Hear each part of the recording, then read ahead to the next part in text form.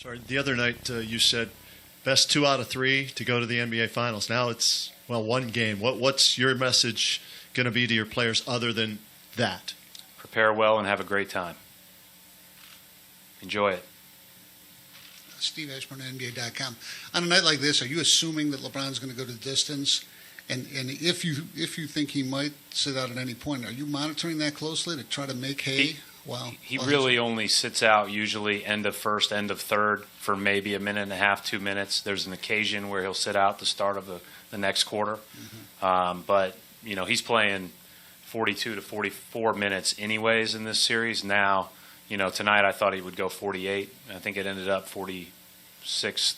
It would have been on pace to go 46-30 because I think he was out for a minute and a half at the end of the third, and that's it before the subs at the very end.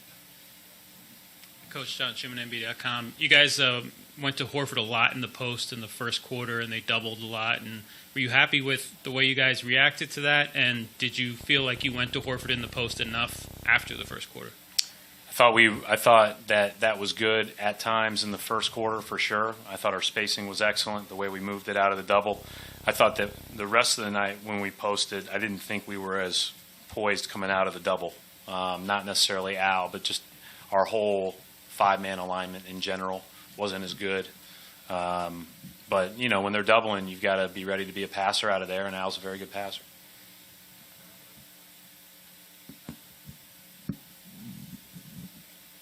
Brad, Chris Gasper, Boston Globe, just to sort of piggyback on that, it took Al a while to get going. He was scoreless at halftime, and you look at his home-road splits here in the playoffs. At home, it's about 19 a game. On the road, it's about 12.